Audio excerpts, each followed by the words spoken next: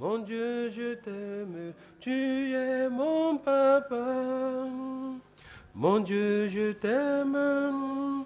Mon Dieu, je t'aime. Mon Dieu, je t'aime, tu es mon papa. Jésus, je t'aime. Jésus, je t'aime. Jésus, je t'aime, tu es mon papa. Jésus, je t'aime.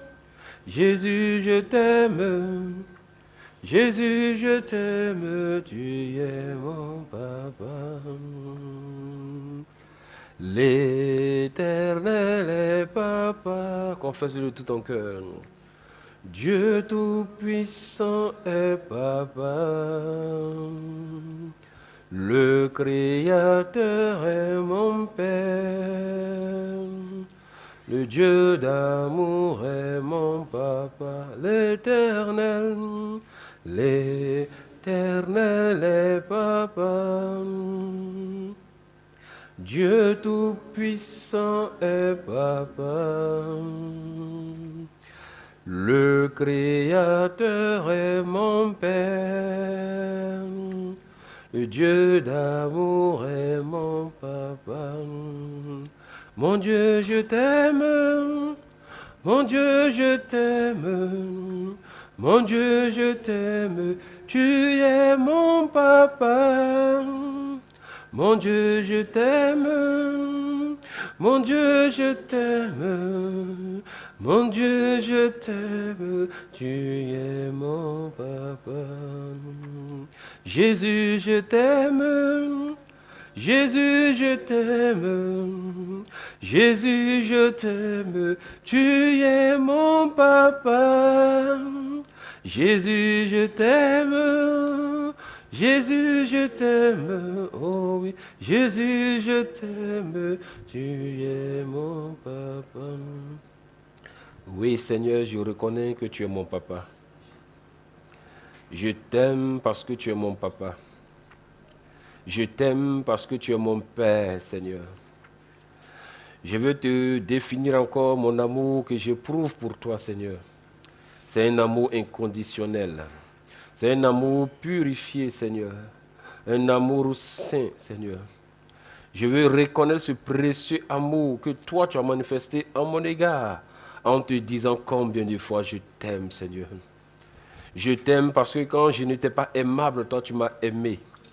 Je t'aime parce que lorsque le monde m'a tourné le dos, toi, tu m'as aimé. Je t'aime parce que lorsque les amis m'ont tourné le dos, toi, tu m'as aimé. Je t'aime parce que lorsque j'avais les difficultés et les problèmes, toi, tu es resté fidèle à ton amour pour moi. Et je veux te rendre grâce, Seigneur, pour ta fidélité. Te dire merci pour ce précieux amour que tu manifestes pour moi, Seigneur. Qui suis-je, Seigneur, pour que tu m'aimes d'un tel amour? Qui suis-je, Seigneur, pour que tu me démontres ton amour par ton sacrifice à la croix pour moi, Seigneur? Je veux te dire encore merci, Seigneur.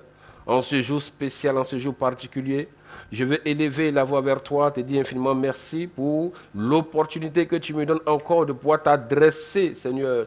Oui, t'adresser ces paroles. T'adresser, Seigneur, ces profondes paroles qui viennent du fond de mon cœur.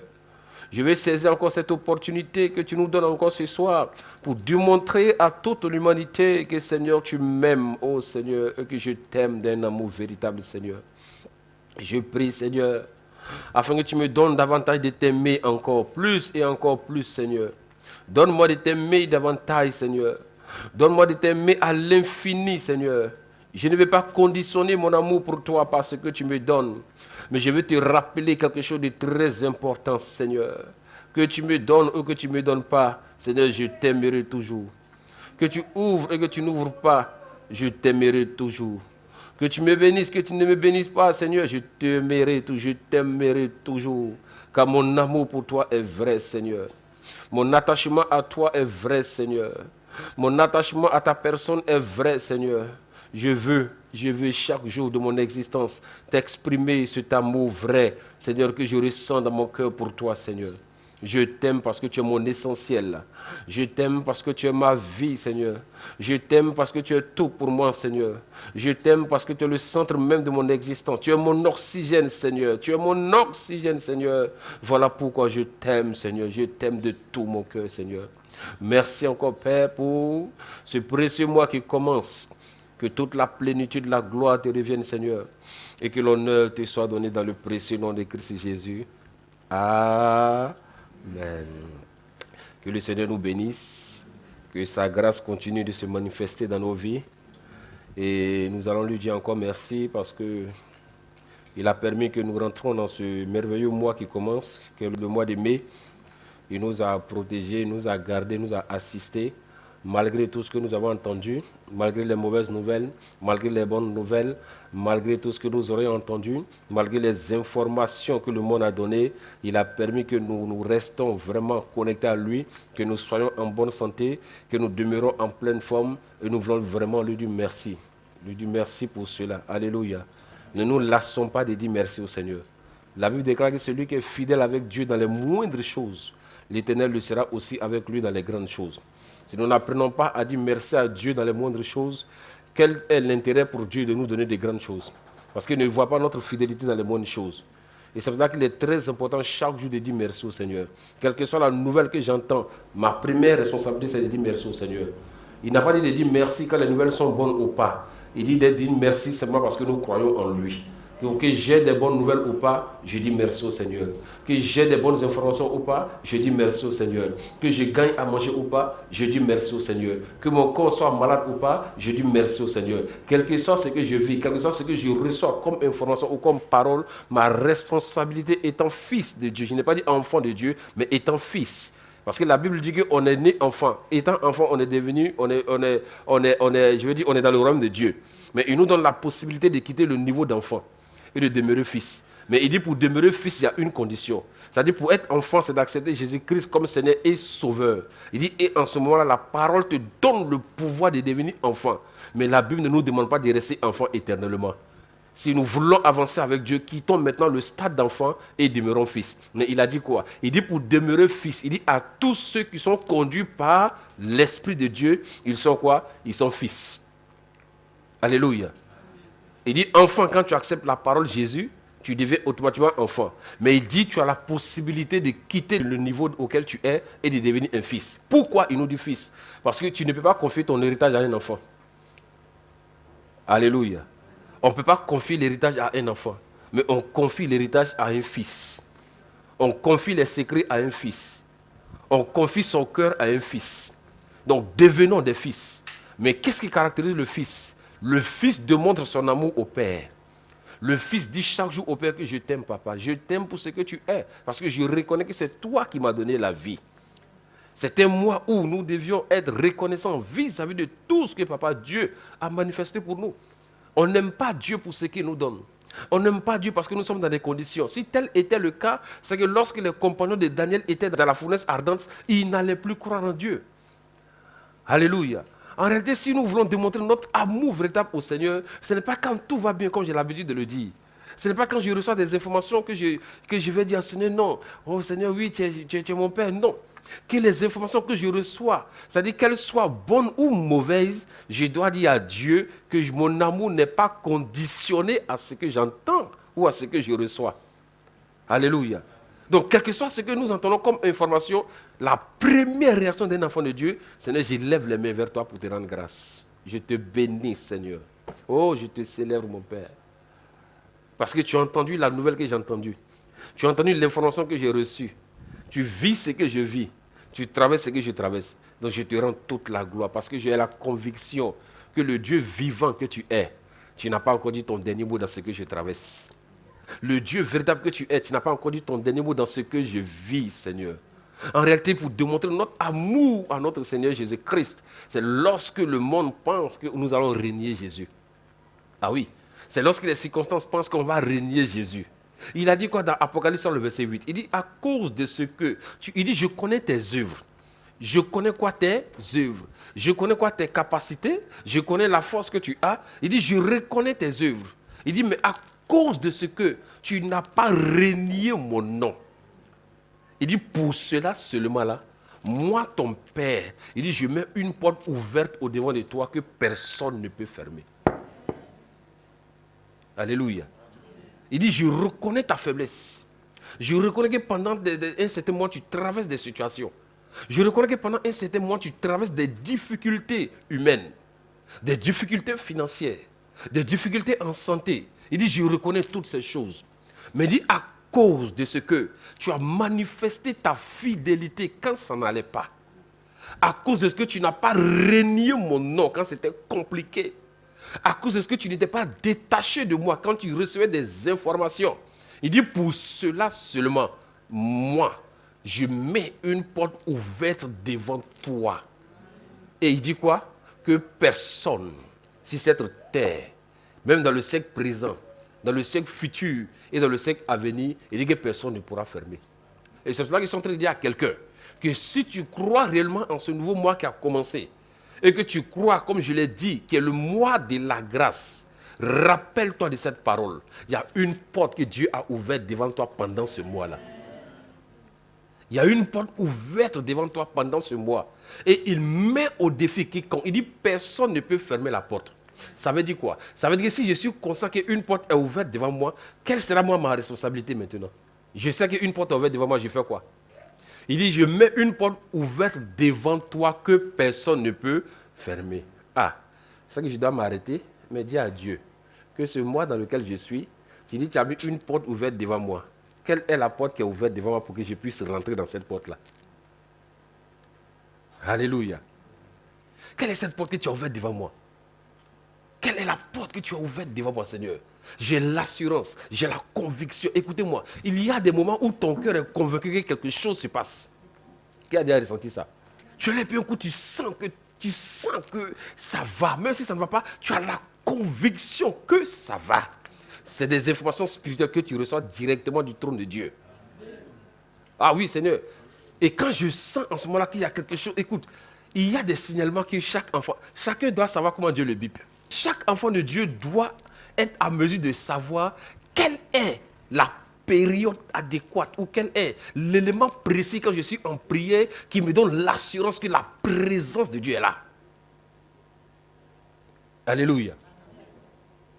Chacun doit avoir cet élément clé. C'est-à-dire, je suis en train de... Écoute, tu n'as pas le droit de commencer une prière, arrêter la prière sans être convaincu que la présence de Dieu est là avec toi. Elle est déjà en nous. Mais tu dois être conscient de ce qu'elle est là. Tant que je ne suis pas convaincu que sa présence est là, je pousse encore dans la prière. Tant que je ne suis pas convaincu que l'exaucement est là, je pousse encore dans la prière. Tant que je n'ai pas cette assurance, cette paix dans mon cœur, que le Père est avec moi, je ne lâche point. C'est pour cela que personne ne doit distraire cette connexion quand tu es avec Dieu. Si ton voisin veut n'a qu'à prier, ce n'est pas ton problème. S'il veut n'a qu'à bailler, ce n'est pas ton problème. Laisse-le avec ses problèmes. Mais toi, ce qui t'intéresse, c'est que tu veux ressentir cette présence que ton cœur te donne d'avoir. Donc, je n'ai pas le droit d'arrêter mon moment de prière. Écoute-moi, il y a des moments quand tu es connecté à Dieu, il y a des signes que Dieu te donne. Il faut que chaque enfant de Dieu arrive à reconnaître ces signes. Il y a des signes que Dieu te donne. Et quand tu vois ce signe-là, si tu as la connaissance, c'est-à-dire si tu te connais toi-même, quand ce signe arrive, tu sais qu'en ce moment-là, Dieu est prêt à exécuter quelque chose. Je peux être en train de prêcher, mais lorsque arrivé à un certain moment, je sens comme une personne qui me touche sur mon épaule droite. Ça, c'est des choses propres à moi-même. Quand je sens qu'une main m'a touché sur le côté droit, je sais en ce moment-là ce que Dieu veut faire. Ou je peux être en train de prêcher. Et puis, arrivé, c'était moi, quand je m'arrête ou quand je suis le plus, du coup, je tape soit la table, c'est que je sais qu'en ce moment-là, quelque chose de Dieu est prêt à s'exécuter. Chacun doit se connaître. Jésus n'a pas dit à Pierre, lance le filet pour le lancer. On ne lance pas le filet pour le lancer, mais on lance le filet par conviction. Parce que c'est que l'heure de lancer le filet est quoi? Est arrivée. Jésus savait qu'en ce moment-là, s'il disait à Pierre de lancer le filet, il savait qu'en ce moment-là, tous les poissons étaient réunis. Il n'a pas commencé à dire à Pierre, lance le filet. Il dit, allons en eau profonde. Il a commencé à parler à Pierre. Il a commencé à donner des paroles à Pierre. Il a commencé à enseigner Pierre. Et quand il a su que le moment était favorable, il dit, jette le filet. Pierre lui dit, maître, j'ai pêché toute la nuit, je n'ai rien pris. Mais sur ta parole. Sur quoi ta parole? Enfant de Dieu. Quand nous devenons fils, on n'agit plus avec nos propres paroles. Mais on agit sur la parole de qui? De notre Seigneur. Sur ta parole, je jette le filet. Et il a dit, quand il a jeté le filet, écoutez-moi. Si Dieu te dit de jeter le filet, si ton Créateur te dit de jeter le filet, c'est qu'il a déjà parlé au poisson. Ou bien, ce mois qui commence, c'est le mois où les gros poissons viendront dans ton filet. Ce mois dans lequel nous sommes, c'est le mois où les gros poissons viendront dans ton filet. Il a lancé le filet et c'est qui? Pourquoi les poissons sont venus dans le filet? Qui a créé les poissons? C'est lui qui a créé les poissons. Il a créé les poissons. Et donc, il a donné une information au chef poisson qui était dans la mer. Il dit, interdit toutes les sardines de s'approcher de ce filet. Interdit tous les tilapias. Interdit tous les petits poissons. Interdit tout ce qui est petit. Mais il faut que tu prennes avec toi les plus gros poissons de la mer. Il faut que tu les prennes et que tu les envoies dans le filet. Quand tu comprends que le temps de Dieu est favorable dans ta vie, c'est tout ce qui est en rapport avec ta destinée qui viendra vers toi. Écoutez-moi, ça viendra vers toi. Alors, c'est pour ça que je dis, ce mois de mai là, tout ce qui est bon pour ta vie viendra vers toi. Tout ce qui est bon pour ta destinée viendra vers toi. La guérison viendra vers toi. Le miracle qui va se déclencher, qui va donner à ceux de ta famille de croire en toi, c'est ce miracle-là qui viendra vers toi. L'action que ton Père va poser pour que les gens aient un regard sur toi, c'est ce qui viendra. Il arrive des mois où quand tu parles, personne ne t'écoute. Mais il arrive des mois où Dieu crée une circonstance. Il crée une ouverture pour que les gens soient disposés à t'écouter. Alléluia. Il dit, comme tu as gardé mes paroles pendant ce temps où le monde était dans le chaos, comme tu n'as pas renié mon nom, tu n'as pas eu peur, tu n'as pas été prédicateur de mauvaises nouvelles, prédicateur, j'espère, de mauvaises informations. Il dit, à cause de cela, pendant ce mois dans lequel tu es rentré, il dit, moi, ton Créateur, j'ouvre une porte au devant de toi que personne ne pourra quoi? Fermer. Si tu le crois, que cela soit ton partage au nom de Jésus. Si tu le crois, que cela soit ton partage au nom de Jésus.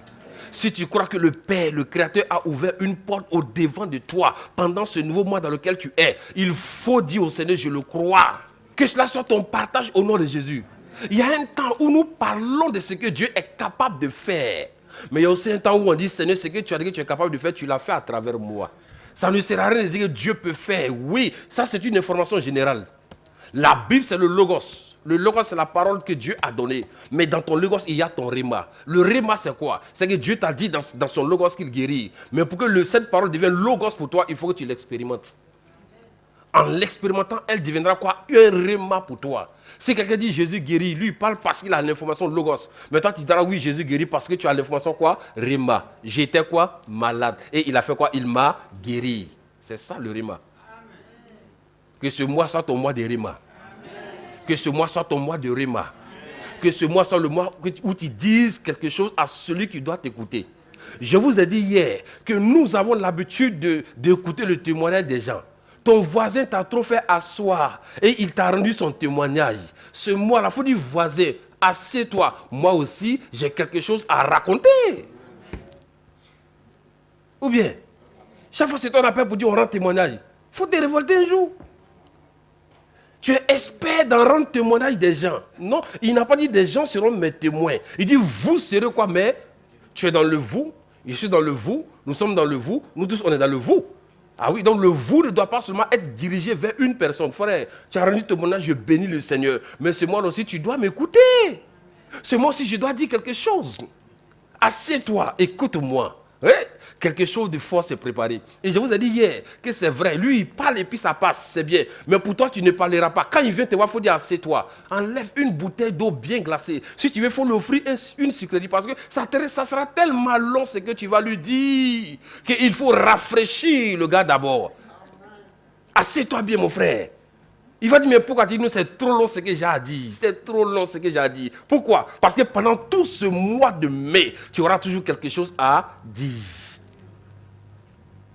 Amen. Tu auras toujours quelque chose à dire. Donc il dit, comme tu as gardé ma parole et que tu n'as pas renié mon nom. Renier quoi? Mon nom. Il dit, pour cela seulement, je mets une porte ouverte au devant de toi que personne ne peut fermer. Alors je prophétise que cette porte que le Seigneur a ouverte au devant de toi, qu'il fait tomber les écailles de tes yeux et que tu vois cette porte pour y entrer au nom de Jésus. Qu'il te montre la porte clairement pour que tu rentres dans cette porte au nom de Jésus. Parce que ça ne sert à rien que la porte soit ouverte et que je ne vois pas la porte.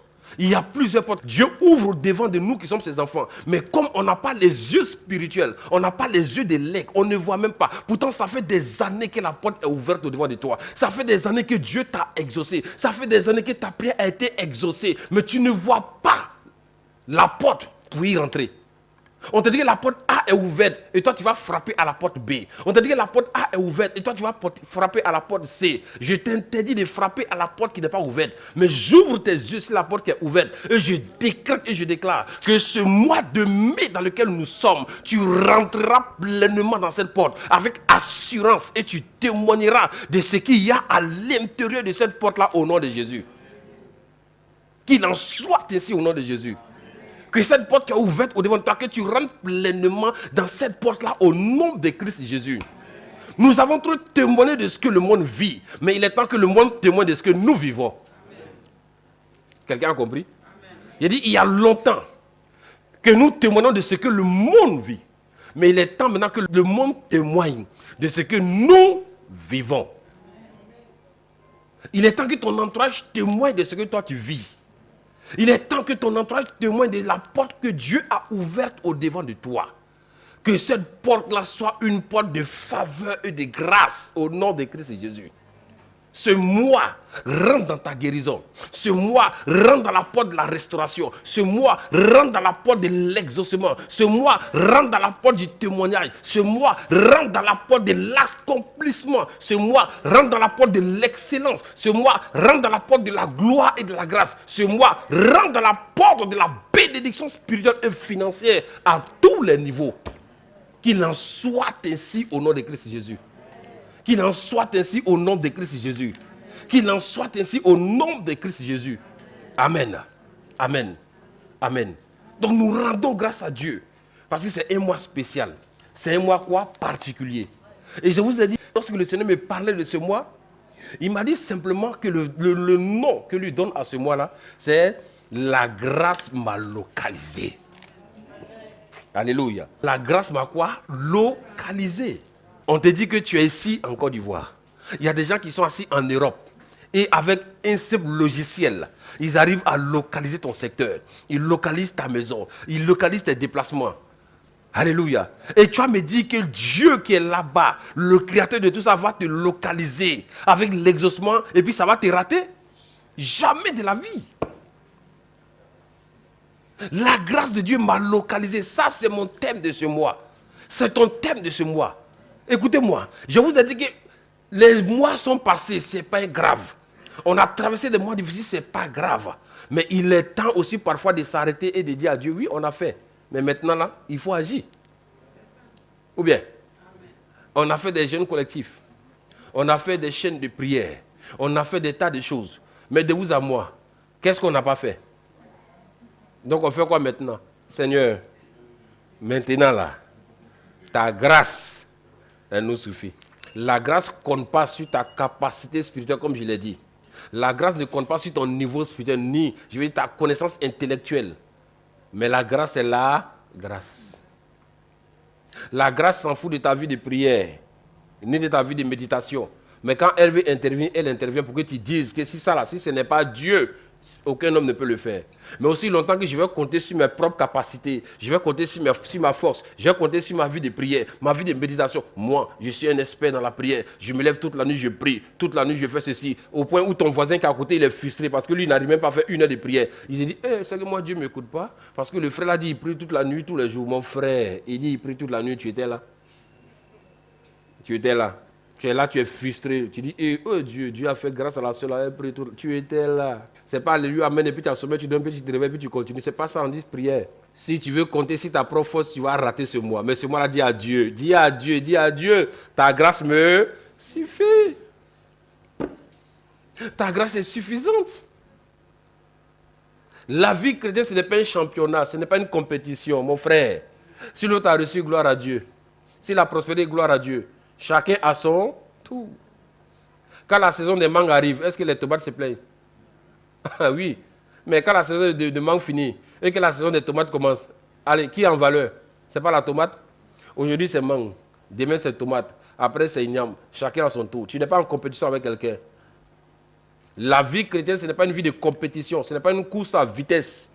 Mais moi, j'ai défini la vie chrétienne comme une course de résistance. Ça veut dire courir le plus longtemps possible sans se fatiguer. C'est ça qu'on appelle la vie chrétienne. C'est pas on dit, je cours, je suis là, non. Ça veut dire, est-ce que je peux courir à mon rythme? Je cours. Si l'autre court rapidement, c'est son rythme. On n'a pas le même niveau de quoi? Comment on appelle la cardio, je ne sais pas quoi là. C'est que s'il peut courir rapidement, qu'il court rapidement. Ah oui, s'il peut courir vite, qu'il court vite. Mais moi, je sais qu'en courant doucement, je vais arriver. En courant doucement, je vais quoi? Arriver. Le gars court rapidement. Il est pressé, il court. Il est pressé, il court. Il est devant.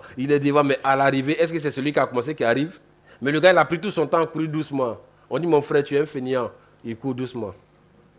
Mon frère, tu n'avances pas. Il court doucement. Mon frère, mais les gens avancent pour te laisser. Il court doucement. Parce que celui qui comprend ce principe comprend qu'il ne court pas avec ses forces, mais il court en s'appuyant sur quelque chose. Celui qui court en s'appuyant sur la grâce, il est sûr d'arriver certainement. Parce que là où il est fatigué, la grâce prend le relais. Que ce mois-là, la grâce de Dieu prenne le relais dans vos vies. Et que le Seigneur nous donne de rentrer là où on doit rentrer au nom de Jésus. Que le Seigneur mette la différence entre ceux qui comptent sur eux, mais les prophètes, et nous qui comptons sur lui au nom de Jésus.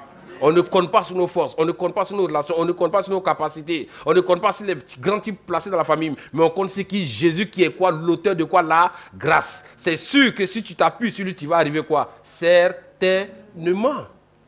On dit, ah là non, tu es là, tu fais rien. Les autres sont en train de travailler, toi tu as arrêté. Il dit, c'est pas grave. Il était là attaché. Les gens se moquaient de lui. Un jour, la grâce a localisé qui? L'anneau. Il y avait plusieurs, mais la grâce l'a localisé. Jésus dit, allez-y dans ce quartier, vous trouverez une personne qui est là-bas assise depuis longtemps, qu'on a sous-estimé, qu'on a négligé, qu'on a dévalorisé. Dites à cette personne que le maître en a besoin. Ils arrivent, on voit l'anneau qui est là, on détache l'anneau qui était méprisé, l'anneau qui était sous-estimé, l'anneau que les gens ne considéraient pas, l'anneau est devenu un anneau présidentiel. Ah oui, il a marché sur le tapis rouge, oui ou non? Quand on acclamait Jésus, on ne l'acclamait pas. On dit Alléluia, Alléluia, Alléluia. Là, non, regarde, c'est de lui on parle. Il dit, moi aussi. Ou bien, il regarde autour de lui, il n'y a personne. On met les rameaux. Il voit que lui aussi masse les rameaux. Mais quand on acclame le maître, on acclame qui? Ah! Lui aussi peut dire, moi aussi, j'ai marché sur le tapis rouge. Les hommes pendant toutes ces années, nous on a travaillé, nous on n'a pas eu le tapis rouge. Oui, vous avez travaillé parce que vous avez compté sur vos propres forces. Nous on ne compte pas sur nos propres forces, on n'a même pas de muscles. Mais on compte sur Jésus qui est notre muscle. En réalité, on n'est pas sur le ring, c'est Jésus qui est sur le ring. Le Saint-Esprit est sur le ring.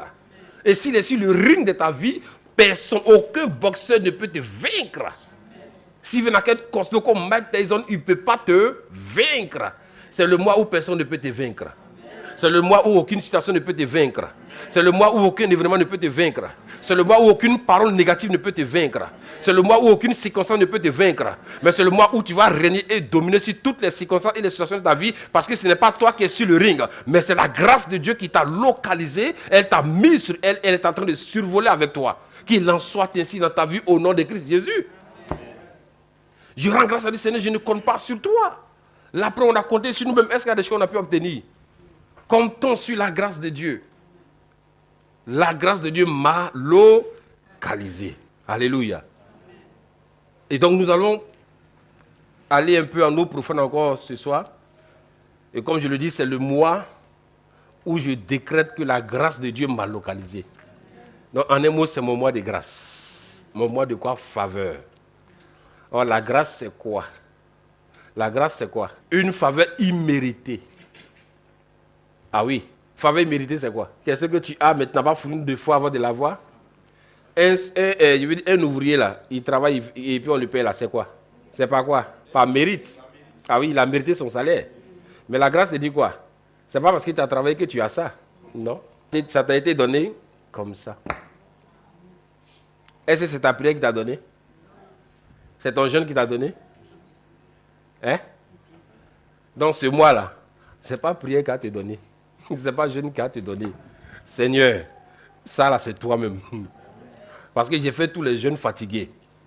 Esther, Daniel, Matthieu, Josué, Apocalypse. J'ai fait tous ces jeûnes. Ce qui est étonnant, c'est que malgré tout ça, quand tu finis là, c'est zéro. Il n'y a rien. On n'a qu'à être de ceux qui comptent sur le Seigneur. Oh, on n'a qu'à être de ceux qui comptent sur le Seigneur. Donc c'est le mois où la grâce t'a localisé. La grâce t'a localisé.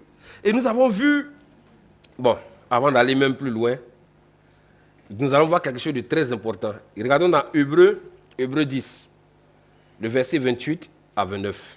Celui qui a violé la loi de Moïse meurt sans miséricorde. Sur la déposition de 2 ou 3 témoins. Amen. Celui qui a fait quoi? Violé la loi de Moïse. Il fait quoi? Il meurt sans miséricorde. Il meurt quoi? Sans Miséricorde. Comment vous expliquez ça? Il ne sera pas pardonné. On dit celui qui viole la loi de Moïse meurt sans miséricorde. Ça veut dire qu'il n'y a même pas de sentiment dedans. Il va mourir. Sur la déposition de 2 ou de 3 témoins. Ça, on te parle de la loi. On te dit la loi, on dit celui qui fait quoi? Qui viole la loi. Voilà ce qui est arrivé en son temps. Beaucoup de personnes disent aujourd'hui, oui, on est sous la grâce, on est sous la grâce. Écoute, ce n'est pas parce que tu es sous la grâce que tu vas vivre comme tu veux. La grâce est plus dangereuse que la loi. La loi te dit que si tu as violé, tu as fait ça, on coupe ton bras, on coupe ton pied, on coupe peut-être ta tête. Mais la grâce ne va jamais te dire. Alléluia. La grâce aussi n'abolit pas ce que tu as reçu comme don. Ça veut dire que je peux être sous la grâce, en train de pécher, et les dons vont continuer à se manifester. Ou bien. Et comme les dons se manifestent, je me dis, mais écoute, malgré que je pêche, je vois les miracles. Ah, donc c'est que ça là, je continue. Ah, c'est que je suis sous la grâce. La grâce est plus dangereuse que la loi. Mais je vais vous montrer quelque chose. Regardez maintenant, Olivier, prends le verset 29. On te dit que la loi là, qu'est-ce qui se passe quand tu violes la loi? Tu meurs sans miséricorde. Maintenant, on va te poser une question. Et Olivier, le verset 29 dit quoi? De quel pire châtiment pensez-vous que sera jugé digne celui qui aura foulé aux pieds le Fils de Dieu, qui aura tenu pour profane le sang de l'alliance, par lequel il a été sanctifié, et qui aura outragé l'esprit de la grâce. Si vous voulez, on va revenir doucement. De quel pire châtiment? On dit de quel... On t'a dit que la loi là, si tu as violé la loi, on dit sans miséricorde, tu meurs. Maintenant, pour ceux qui... Il dit, écoutez-moi. Il dit, mais de quel pire châtiment pensez-vous que quoi, Olivier? Que sera jugé digne celui qui aura foulé aux pieds le Fils de Dieu, qui aura tenu pour profane le sang de l'alliance, par lequel il a été sanctifié, et qui aura outragé l'esprit de la grâce. On dit quel est le châtiment, le pire châtiment que cette personne peut avoir. La loi te dit quand tu fais sans miséricorde, tu sais où tu as parti. Mais on dit de quel pire châtiment pensez-vous, bien-aimés frères et sœurs, que sera jugé digne? On dit quoi? Celui qui aura foulé aux pieds quoi? Le Fils de Dieu. C'est qui le Fils de Dieu? Qui aura fait quoi? Qui aura tenu quoi pour profane quoi? Et par lequel il a été quoi? Sanctifié. Et qui aura outragé quoi? L'esprit de grâce. Le ciel te pose la question, mais une telle personne, une telle quoi personne, quel est le châtiment qu'on peut donner à cette personne? Regardez bien. Quel est le châtiment qu'on peut donner à une telle personne? Ça veut dire quoi? Ça veut dire que c'est lui, écoutez-moi, ça veut dire qu'il foule aux pieds le Fils de Dieu. Ça veut dire quoi? Ça veut dire que c'est lui, c'est-à-dire qui aura tenu pour profaner le sang de Jésus, qui va mépriser le sang de Jésus. C'est-à-dire celui qui va détruire quoi? L'alliance du sang de Jésus. Et le comble, on est celui qui va outrager l'esprit de grâce. Écoutez-moi bien. Jésus, on parle de Jésus. L'esprit de grâce n'est pas un autre esprit. L'esprit de grâce, c'est le Saint-Esprit. Le Saint-Esprit, c'est l'esprit de qui? C'est l'esprit de Jésus. C'est-à-dire, en un mot, celui qui va mépriser la grâce qui nous a été donnée. On dit, mais quel est le châtiment qu'on peut donner à cette personne?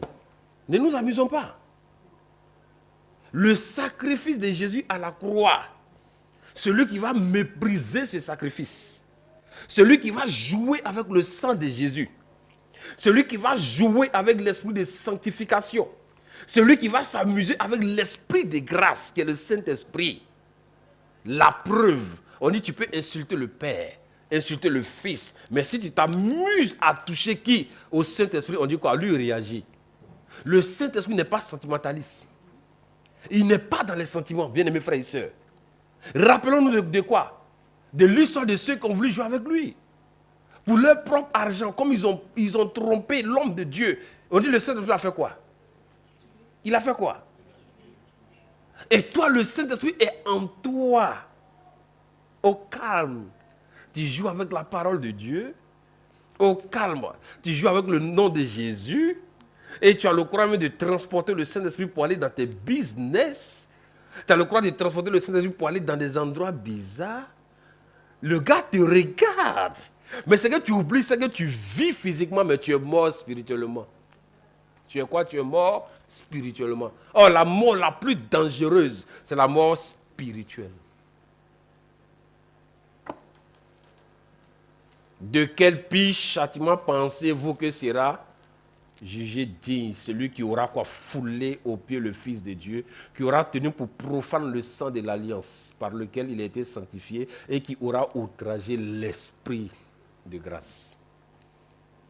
Je suis en train de nous montrer l'importance de la grâce de Dieu dans nos vies. Ne jouons pas avec la grâce que nous avons reçue par Jésus-Christ. Ne jouons pas avec cet esprit de grâce. La grâce est tellement puissante. La grâce est tellement vivante. La grâce est tellement réelle. Écoutez-moi. Lorsque la grâce a visité Marie, Marie était vierge, mais Marie est devenue enceinte. Lorsque la grâce a visité la femme, c'est-à-dire qu'elle a enterré son fils, son enfant s'est réveillé. Quand la grâce arrive dans un endroit mort, il communique la vie. Quand la grâce arrive dans un corps malade, il communique la guérison. Quand la grâce arrive dans un environnement malsain, il communique la vie de Christ autour. C'est pour ça que celui qui va croire que ce mois, c'est le mois où la grâce de Dieu l'a localisé, c'est que cette personne est en train de dire que tout ce qui était mort physiquement va vivre. Que tout ce qui était mort spirituellement va quoi? Va vivre. Tes entrailles vont vivre. Tes finances qui étaient mortes, tes finances vont vivre. Tout ce qui était mort autour de toi, l'onction de la grâce va donner vie à toutes ces choses. La grâce ne peut pas se manifester quand tu penses que tu peux. Paul se plaignait. Il dit, malgré la qualité des révélations, malgré l'onction que je voyais, la puissance que je voyais, il y avait une chatte qui était en moi. Il dit, mais Seigneur, elle fait quoi là? Qu'est-ce que Dieu lui dit? Il dit, oh, reste calme. Ma grâce, elle fait quoi? Elle fait quoi? Quand il a compris ce principe, il ne se plaignait plus. Dieu lui dit non, ne te plains même pas. Ça veut dire quoi? Des choses peuvent arriver, toi ne te plains pas. Mais c'est que tu dois comprendre que tu dois compter sur quoi? La grâce. Laisse ce truc-là. Laisse, mais compte quoi sur la grâce. Alléluia. Et quand Paul a compris ce principe, Paul a fait sortir une révélation qui m'a troublé. Il dit, quand je suis faible, il dit, c'est là que je deviens fort. Oh. Il dit, quand je suis faible, comme je sais que je ne dois pas compter sur mes propres capacités, il dit, j'ai remarqué quelque chose de très bizarre. Quand la grâce arrive dans la vie d'un homme, il devient bizarre. Parce que partout où tu passes, tu communiques la vie, tu communiques la joie, tu communiques la paix, tu communiques l'exaucement, tu communiques la guérison, tu communiques la restauration, tu communiques la délivrance. Quand la grâce de Dieu agit avec toi, tu étais une personne ordinaire qu'on connaissait, mais tu deviens une personne extraordinaire. On dit, mais ce gars, on a l'habitude de le voir. Oui, tu as l'habitude de me voir quand j'étais dans ma dimension naturelle. Mais maintenant, tu me vois dans une autre dimension.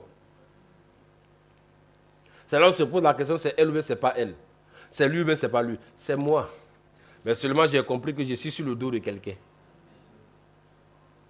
Alléluia. Il dit quand je suis faible, c'est là que je deviens fort. Quand tu comptes sur l'esprit de grâce, quand tu penses que tu es faible, c'est là que tu deviens fort sur le plan spirituel. Il y a des moments qui disent, mais je n'arrive même pas à prier. Est-ce que je dis là, je n'ai pas prié? Je n'ai même pas pu prier, puis j'ai dormi. Est-ce que le diable ne va pas m'attaquer? Le diable ne t'attaquera pas parce que tu pries. Ou bien?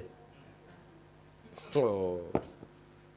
Si tu penses que c'est en priant, sorcier aura peur de toi, c'est que tu n'as rien compris. Ziribou.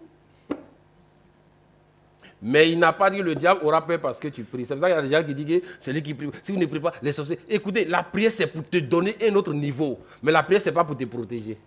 La prière protège. La prière, ça nous donne de maintenir notre communion avec Dieu.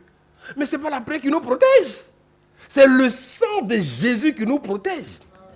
C'est le Saint-Esprit en nous qui nous protège. Il arrive de moi, tu ne pries pas la nuit. Le diable arrive à t'égorger. Ah, parce que si on croit que c'est la prière qui nous protège, et le jour où on n'arrive pas à prier, mais c'est que le diable va nous croquer. Vous pensez que c'est tout le monde qui arrive à prier? N'écoutez pas ce que les gens disent. Quand il y a les réseaux sociaux, on parle. Il y a la réalité. Quelqu'un va te dire, moi, il faut avoir une vie de prière. Moi, je prie toute la nuit, mon frère. C'est les réseaux quoi? Sociaux. Quand il y a la caméra, on dit c'est quoi on veut. Mais il y a la réalité. Prie. Mon frère, il faut prier. Pourtant, toi, tu n'aimes pas de vie de prière. Oh. C'est la grâce de Dieu. Hein? C'est la grâce de Dieu. Reconnaissez que la grâce est là par Jésus-Christ. La Bible est celui qui est en nous le plus fort que celui qui est dans le monde. En réalité, ce n'est pas ta prière qui fait que tu es protégé, mais c'est celui qui est en toi là. C'est lui qui te protège. C'est celui qui est en moi qui me protège. Si je ne suis pas conscient de cela, j'aurai peur d'aller dans des endroits où on dit il y a les sorciers. J'aurai peur peut-être même de sortir. Or, si je suis conscient que c'est celui qui est en moi qui me protège, ça veut dire que je peux aller où je veux. Je peux aller où quoi? Où je veux. Mais il y a des moments où on n'arrive même pas après la nuit avant de dormir. Tu arrives de ton travail, tu es fatigué. Alléluia, amen. Ouah, tu bailles un peu, tu dors. Ou bien, qui de nous, qui ici va dire que lui, depuis sa conversion, il prie. Il y a des moments où tu ne pries pas, tu dors. Tu ronfles même. Il y a des moments où le Saint-Esprit te réveille pour dire, il te tape, réveille-toi, il faut prier. Tu es là, tu endurcis ton cœur. Tu endurcis quoi ton cœur? C'est là même que tu changes de position. On t'a dit, Saint-Esprit, réveille-moi la nuit, j'ai prié. Il te réveille la nuit. Beaucoup ont vu quelqu'un les taper. C'est le Saint-Esprit qui t'a réveillé. Pour dire, ma fille, il est l'heure de prier. Ah, en ce moment-là, le sommeil était tellement puissant, tellement violent, que tu as tourné, tu as mis le drap sur toi. Ça continue de ronfler. Et le jour où tu dis, Seigneur, au-delà, j'ai prié honnêtement ce jour-là, tu as dormi. Ce n'est pas du jeu. Parce que le diable se prépare pour t'attendre. Un jour, un ami et moi, on est parti, on devait aller prier pour une dame. Comme on commence à minuit, parce que c'était non-stop, minuit, 6 h du matin. Habituellement, quand on arrive tôt, on dort un peu. Et puis à minuit, on se réveille. Ce jour-là, on a dormi un peu. Quand on s'est réveillé, il était 6 h du matin. 6 h du matin. Ah oui, 6 h du matin. Ça veut dire que la personne pour laquelle on devait aller prier, elle aussi, elle a dormi. Nous tous, on a dormi. Et chacun s'est réveillé à 6 h. Aïe. Mais je vais vous expliquer quelque chose. Pendant ce sommeil-là, il y a eu un songe. Et dans le songe-là, il y a eu un combat spirituel. Et ce jour-là, j'ai vu des esprits qui disent, bon, aujourd'hui, on est venu, on s'est préparé pour venir vous attendre. Vous n'êtes pas dit, vous êtes prêts? On s'est préparé pour venir vous attendre. Et quand les esprits sont sortis, quand j'envoie le feu, l'esprit se transforme en eau. Il devient de l'eau. Et l'eau éteint quoi? Le feu. Quand j'envoie une puissance, il se transforme en... Et la voix de Dieu me dit, tu sais, c'est ce qui vous attendait cette nuit-là. Vous n'étiez pas prêts. Il allait avoir des accidentés spirituels. Donc j'ai soufflé mon vent sur vous pour que vous dormez. Propriétaire des maisons a dormi. Visiteurs, nous tous, on a dormi. Il n'y a même pas un enfant qui nous a dérangé ce jour-là. On n'a rien compris. Tout le monde a dormi. Vous voyez? Si tu penses que c'est ce que tu fais, C'est-à-dire qu'il fait que Dieu veille sur toi, tu seras toujours en retard. Si tu penses que c'est ce que tu fais qui fait que tu auras des choses, tu seras toujours en retard. Recadrons les choses. On a pensé que, mais je pense que le temps est venu pour qu'on recadre les choses. Bien de mes frères et sœurs. Dieu ne partage pas sa gloire. On ne fait pas attention, hein. Même quand on écoute les témoignages, j'ai rendu témoignage, on dit oui, rends le témoignage. Il dit oui, j'ai pris 3 jours de jeûne. Et au 3e jour, j'ai été quoi? Exaucé. Donc qui t'a exaucé? On applaudit, wow. Comme la sœur aussi a entendu à côté. Elle aussi se lève, j'ai décrété 3 jours aussi de jeûne. Pourtant, elle n'est pas prête à jeûner. Non, j'ai fait 21 jours de jeûne sans boire l'eau, sans manger. Quand je suis sorti de ma chambre, les paralytiques ont commencé à marcher. Le gars qui est à côté, il a entendu. Il dit, j'ai pendant aussi 21 jours de jeûne. Il y a un qui est devenu fou. Parce que sans boire, sans manger, il est devenu fou. J'ai vu des hommes de Dieu qui sont devenus fous. Il y a certains humains qui sont décédés. Au nord, là-bas, il y a plein qui sont décédés. Simplement parce qu'ils ont voulu faire comme les autres. Jésus a fait 40 jours. Moi aussi, j'ai fait 40 jours. Parce qu'on dit, après les 40 jours là, on dit que la puissance de Dieu a commencé à se manifester. Tu t'appelles Jésus? Hein? Le Saint-Esprit a tout planifié, a tout disposé, a compressé tout ça. Il a mis dans une clé USB qu'on appelle la grâce. Il dit, prends la grâce. Il dit, non, la grâce là, c'est trop simple parce que je ne fournis pas d'efforts. Arrêtons d'être des mazos spirituels. Arrêtons d'être quoi? Des mazos spirituels. On pense que quand il faut qu'on souffre avant d'avoir. Oui, tu as longtemps souffert, mais tu as eu quoi? C'est la grâce. Hein? Tout ce que nous faisons, c'est la grâce de Dieu. Parfois, on réclame des miracles de quelqu'un, mais on refuse de se mettre dans la disposition de la personne. Au lieu de revendiquer le miracle, la femme qui avait la perte de sang commence par te mettre dans les conditions dans lesquelles elle était avant de recevoir quoi? Son miracle. Ta grâce m'a trouvé tel que je suis. C'est quand tu penses que tu as quelque chose, la grâce ne peut pas. À jamais changé par ton amour, dans la présence de ta majesté. Disons majesté,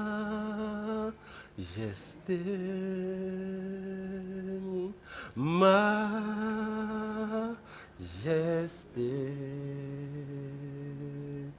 À jamais changé par ton amour, dans la présence de ta majesté. Aïe, aïe, aïe, aïe. Écoute, quand tu comprends le principe de la grâce, tu es dans le repos. La grâce m'a trouvé tel que je suis. Je n'ai pas de force. Je n'ai pas de compétences. Je ne sais même pas, je n'ai même pas de moyens financiers pour faire telle ou telle chose. Voilà ce qu'on a dit. Mais je m'arrête au milieu de ma chambre. Je m'arrête au milieu de mon salon et je déclare, ta grâce m'a trouvé tel que je suis. Je n'étais pas milliardaire quand tu m'as rencontré, Jésus. Je n'avais aucune force quand tu m'as rencontré. Ta grâce m'a trouvé tel que je suis. Ferme. Ta grâce m'a trouvé tel que je suis méprisé.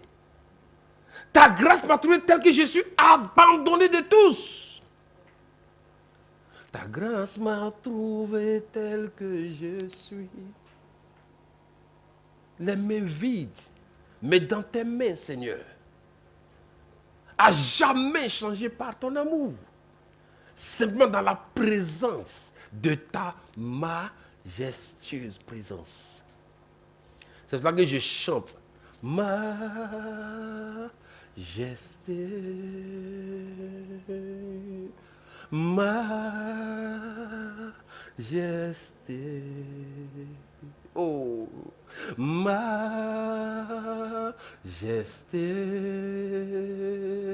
oh Jésus, majesté.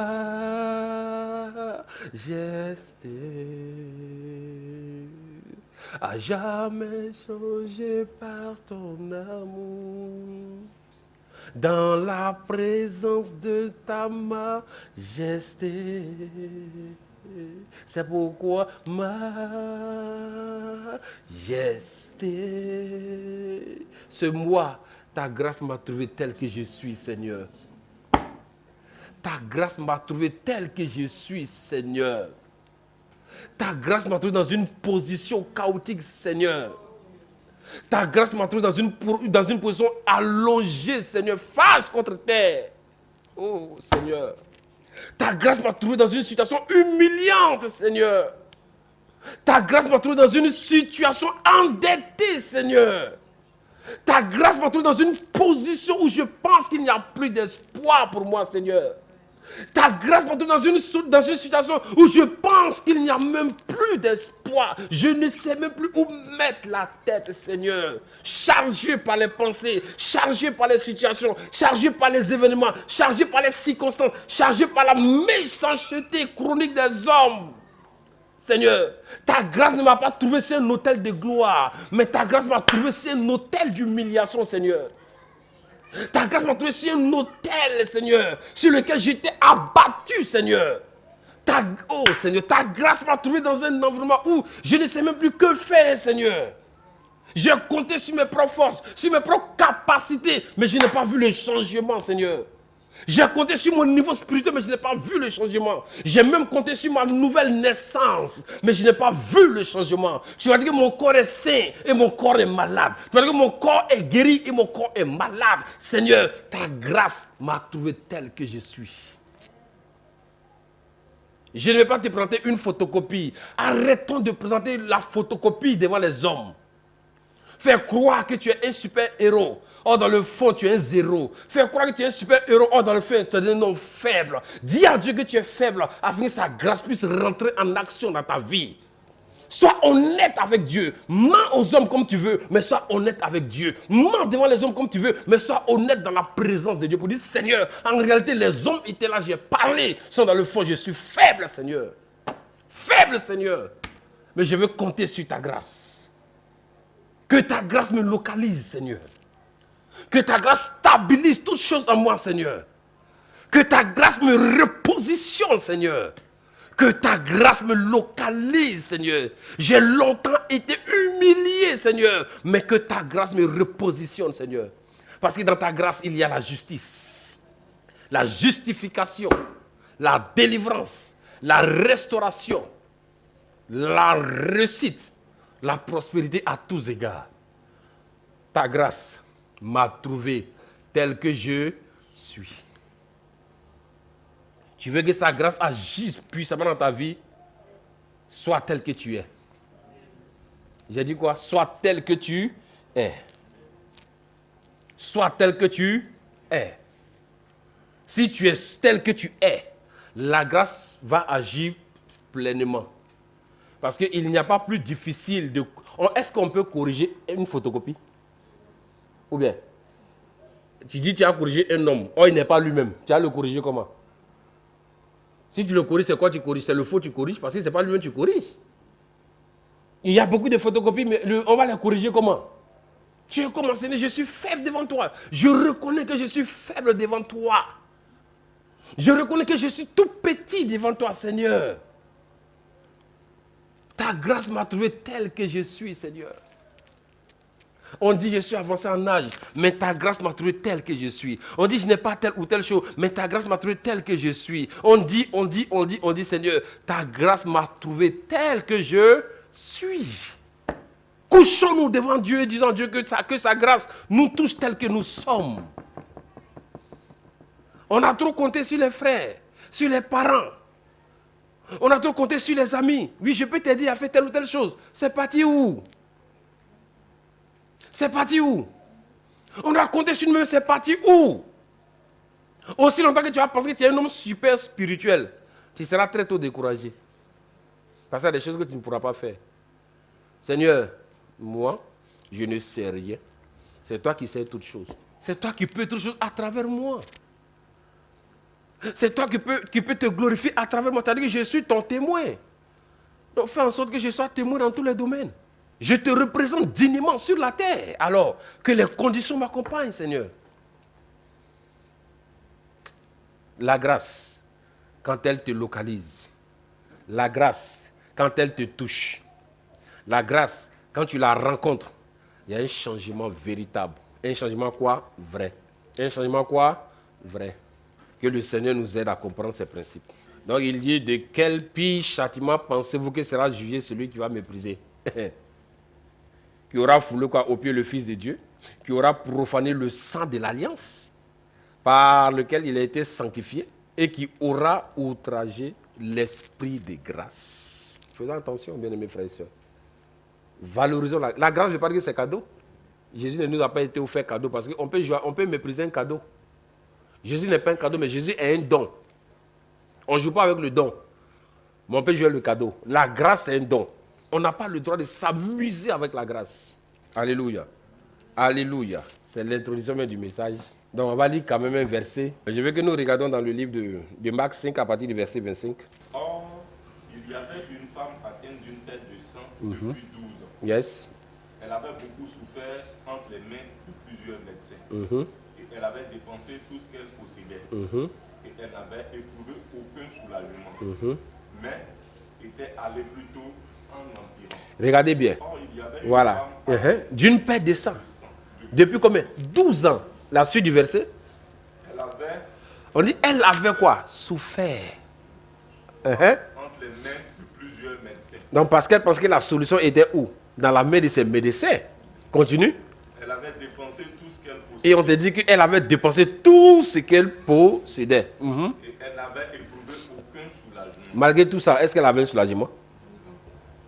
Malgré qu'elle conteste les médecins, est-ce qu'elle a eu un soulagement? Malgré qu'elle a dépensé tout ce qu'elle avait, est-ce qu'elle a eu un soulagement? Mais on te dit par la suite, qu'est-ce qui s'est passé? Mais était allée plutôt en empirant. Donc on dit que son mal est devenu encore plus grave. Alléluia. Mais regarde bien la suite. Verset 27. Ayant entendu parler de Jésus, elle vint dans la foule par derrière et toucha son vêtement. Ah. On te dit que la femme, pendant toutes ces années, elle a compté sur les médecins. Elle a compté peut-être sur sa vie de prière. Elle a compté sur tout ce qu'elle avait, sur son argent. Mais on dit qu'elle a dépensé tout son argent. Et tous les médecins qu'elle a vus, on dit que le mal n'allait que quoi? De mal en pire.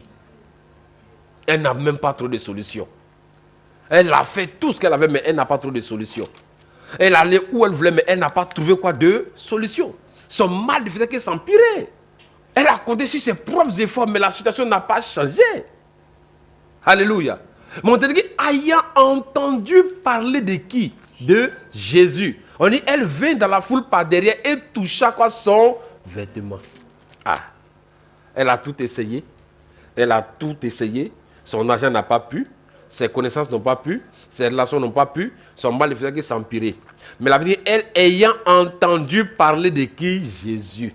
On dit, elle vint dans la foule par derrière et toucha quoi? Son vêtement. Jésus, c'est qui? Jésus, c'est la grâce. Jésus, c'est la grâce. On dit, la femme est venue par derrière et elle a touché le vêtement de Jésus. Mais pourquoi la femme n'est pas passée par devant et elle est passée par derrière? Simplement parce que, à cause de ce qu'elle perdait le sang, elle était considérée comme une femme impure. Et la loi en son temps disait que une femme, c'est-à-dire qui perd le sang, qui est impure, n'a pas le droit de se trouver au milieu d'une foule. On dit la femme ne devait pas se trouver au milieu de la foule. Ça veut dire, la femme, lorsqu'elle a entendu parler de Jésus, elle dit, je ne peux pas rester chez moi à la maison. Parce que j'ai fait de mes propres forces, je n'ai pas eu de gain de cause. J'ai compté sur mes relations, je n'ai pas eu de gain de cause. Mais comme j'ai entendu parler de Jésus, on m'a dit que Jésus c'est quoi? C'est la grâce. Elle dit, je vais passer par derrière, toucher quoi? Son vêtement. Mais pourquoi elle est passée par derrière? Parce que devant Jésus, il y avait la loi. Devant Jésus, il y avait la loi. Devant Jésus, il y avait les docteurs de la loi. Et tous étaient sur le terrain. Donc si elle passait par devant, les gens allaient la voir. Et ils allaient appliquer leur loi pour la tuer. Elle dit, je passe par derrière. Mais la Bible dit quoi? Lorsqu'elle a touché le vêtement de Jésus par derrière, qu'est-ce qui s'est passé, Olivier? Verset 28. Verset 28. Car elle disait, Car elle disait, si je puis seulement toucher ses vêtements, si je puis seulement toucher ses vêtements, je serai guéri. elle dit, je sais que je serai guéri. Elle dit, si je puis toucher son vêtement, je sais que je serai guéri. Mais elle pourrait toucher le vêtement de Jésus par devant. Ou bien, en réalité, si tu veux rencontrer une personne, ce n'est pas par derrière que tu rencontres la personne. C'est par devant que tu rencontres la personne. Mais elle dit que je veux toucher son vêtement. Mais elle dit que je passerai par derrière. Parce que devant Jésus, il y a la loi. Mais après Jésus, c'est quoi? C'est la grâce. Elle passe par derrière. Qu'est-ce qui s'est passé, Olivier? Verset 29. Verset 29 dit quoi? Au même instant, Au même quoi? au même instant, Qu'est-ce qui s'est passé? la perte de sang s'arrêta. Depuis combien d'années? 12 ans. Mais quand elle a touché à la grâce, qu'est-ce qui s'est passé? Instantanément. Elle n'a même pas touché le corps de la grâce. Bon, ça encore, elle n'a pas touché le corps de la grâce. Elle a touché seulement le vêtement. Le quoi? Le vêtement. Et la paix de sang, c'est quoi? C'est t'arrêter. Et tu vas me dire que l'esprit de grâce est en toi. L'esprit de grâce est en toi. Pas le vêtement de la grâce. L'esprit de grâce est en toi. C'est même pas le vêtement. Si le vêtement qui était sur le corps de la grâce a pu arrêter la perte de sang pendant 12 ans, et toi tu as l'esprit de grâce en toi, c'est quelle perte de sang qui ne peut pas s'arrêter? C'est quelle situation qui est dans ton corps qui ne peut pas s'arrêter? C'est quel événement de ta vie qui ne peut pas s'arrêter? Le vêtement a guéri. Mais nous n'avons pas le vêtement. On a l'esprit du revêtement avec nous. Instantanément. Ça veut dire que la perte de sang s'est arrêtée. Je prophétise que toute perte de sang spirituel dans ta vie, qu'elle s'arrête pendant ce mois de mai au nom de Jésus. J'ai dit, je déclare que toute situation qui a été déclarée sur ta vie, que cette situation-là soit reconnue pour mensonge. Parce que l'esprit de grâce est en toi. Et cet esprit-là va agir pleinement au nom de Christ Jésus. Que toute perte de sang physique, que toute perte de sang spirituel, que toute perte de sang de maladie, de misère, de pauvreté, que toute perte de sang, quelle que soit la perte de sang dans ta vie, même si elle a fait 12 ans, même si elle a fait 5 ans, même si elle a fait 20 ans, j'ai dit, elle s'arrête maintenant au nom de Christ Jésus. J'ai dit que la perte de sang s'arrête maintenant au nom de Christ Jésus. Que tout ce qui est en toi qui n'est pas de Dieu, qui peut créer un obstacle à ta propre santé, j'ai dit que tout cela s'arrête maintenant au nom de Christ Jésus. Parce que l'esprit de la grâce est en toi, ce n'est pas le vêtement qui est en toi.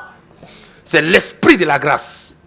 Et si le vêtement qui était sur la grâce a arrêté la perte de sang pendant combien? 12 ans. Aussitôt qu'elle touche le vêtement, aussitôt la perte de sang s'arrêta. Ça fait quoi? Elle s'arrêta. Et au même instant, elle a senti dans son corps qu'elle était guérie. Ce mois de mai, tu sentiras que tu es guéri. Tu es guéri spirituellement, tu es guéri financièrement, tu es guéri à tous les niveaux que ce soit. J'ai dit que tout ce qui n'était pas de Dieu, c'est-à-dire qui était en toi, c'est-à-dire qui était un obstacle pour ta santé, que toutes ces choses soient broyées, sont neutralisés au nom de Christ Jésus. Que l'esprit de grâce qui est en toi absorbe tout ce qui n'est pas de Dieu en toi. Au nom de Christ Jésus. Au même instant, la perte de sang quoi s'arrêta. Est-ce que tu peux déclarer que ta perte de sang s'arrête maintenant? Peut-être que ta perte de sang s'appelle pauvreté. Peut-être que ta perte de sang s'appelle maladie. Ta perte là, elle a un nom. Mentionne ce nom là et ordonne qu'elle s'arrête maintenant. Si tu crois en cette parole, il faut mentionner ta perte de sang et ordonne qu'elle s'arrête maintenant parce que tu es en contact avec l'esprit de la grâce. Oh Seigneur, tu es vivant Seigneur. Qu'il en soit ainsi au nom de Jésus. Seigneur, merci. Parce que toute perte de sang s'est arrêtée maintenant. Et nous avons quoi? La restauration et la guérison.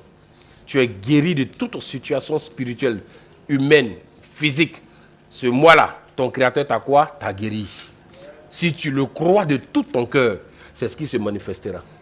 Amen. Amen. Amen. On va terminer avec Zacharie 12, le verset 8 à 10. En ce jour-là, l'Éternel protégera les habitants de Jérusalem. Et le fait parmi eux sera dans ce jour comme David. La maison de David sera comme Dieu, comme l'ange de l'Éternel devant eux. Il faut personnaliser le verset maintenant.